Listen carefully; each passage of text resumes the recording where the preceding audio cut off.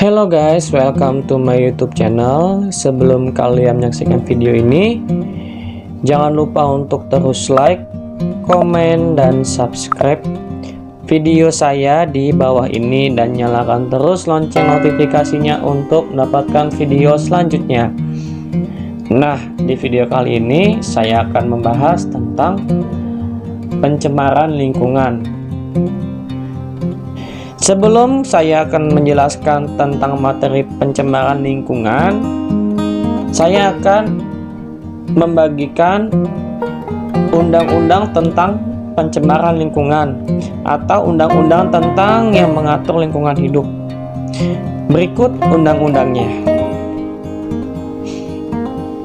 Nah, masalah pencemaran lingkungan merupakan masalah yang lama, yang klasik, yang sering dihadapi manusia, di mana hingga saat ini masalah tersebut masih belum dapat terselesaikan, malah semakin parah.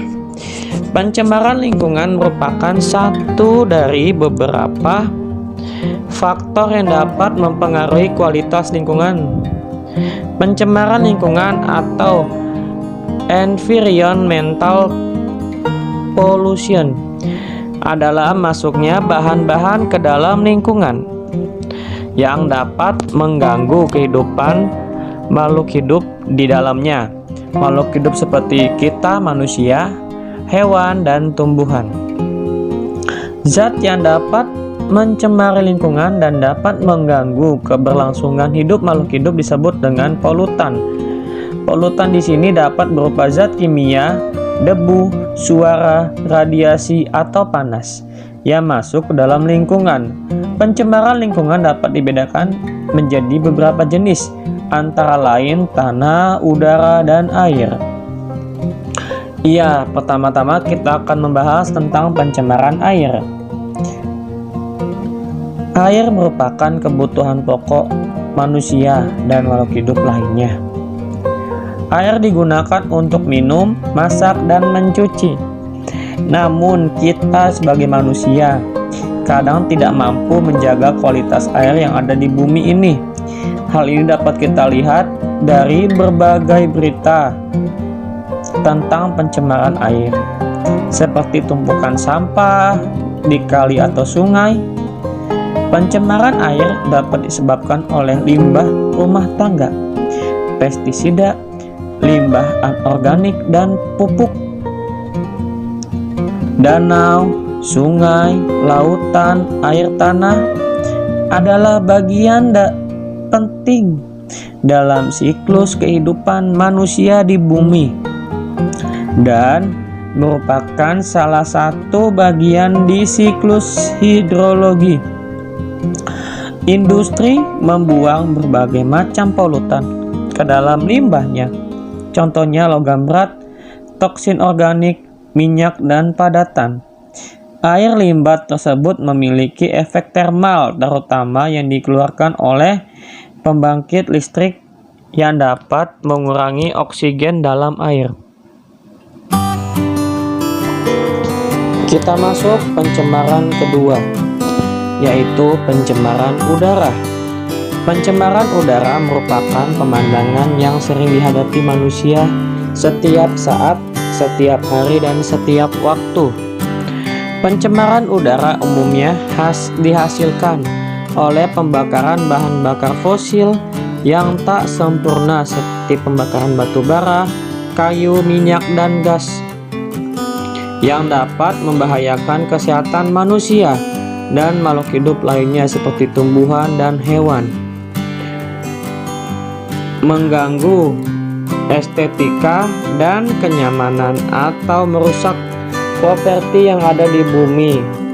Belakangan ini tumbuh keprihatinan akan efek dari emisi polusi udara dalam konteks global dan Indonesia, dan ada hubungannya atau berkaitan erat dengan pemanasan global.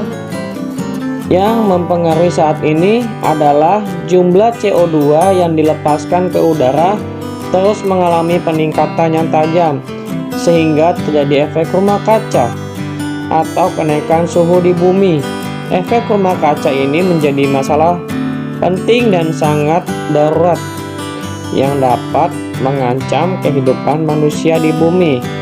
Kutub menjadi cair yang awalnya selalu membeku atau dingin yang mengakibatkan permukaan air laut meningkat tajam. Itulah menjadi salah satu faktor yang dapat memicu semakin tingginya terjadinya banjir di bumi. Karbon monoksida membuat kemampuan darah untuk membawa O2 ke jaringan tubuh terhambat atau bahkan berkurang. Cairan karbon monoksida ini dihasilkan oleh asap motor atau mobil. Pencemaran ketiga yaitu pencemaran tanah. Pencemaran tanah adalah keadaan di mana bahan kimia buatan manusia masuk dan mengubah lingkungan tanah alami. Bahan kimia itu kayak contohnya bekas pelan, bahan-bahan kimia bekas pelan, dan bahan kimia lainnya yang dapat mencemari tanah yang alami dan subur. Pencemaran ini biasanya terjadi karena kebocoran limbah cair atau bahan kimia yang sangat berbahaya dari industri atau fasilitas komersial.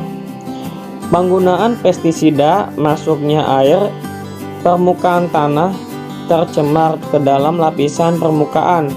Ketika suatu zat berbahaya atau beracun telah mencemari permukaan tanah, maka ia dapat menguap, tersapu air hujan dan masuk ke dalam tanah. Pencemaran masuk ke dalam tanah kemudian terendap sebagai zat kimia beracun di tanah. Zat beracun itu yang di tanah terdapat berdampak kepada manusia ketika bersentuhan atau dapat mencemari air tanah dan udara di atasnya.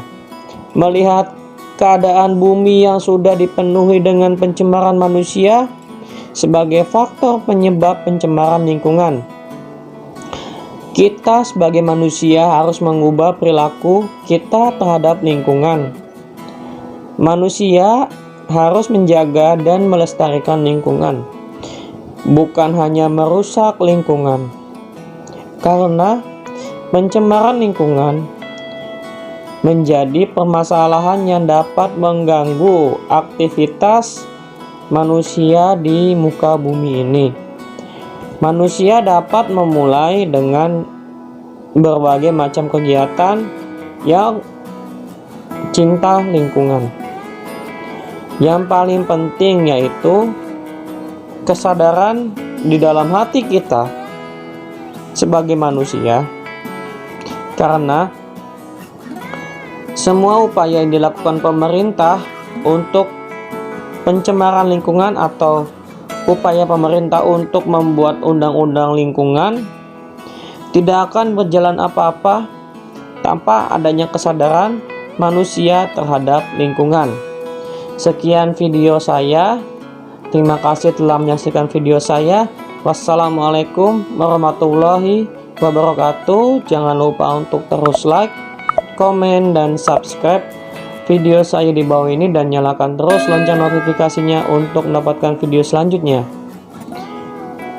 Jangan lupa untuk ingat pesan ibu untuk terus 3M, mengenakan masker, mencuci tangan, dan menjaga jarak, agar kita semua terhindar dari wabah COVID-19 yang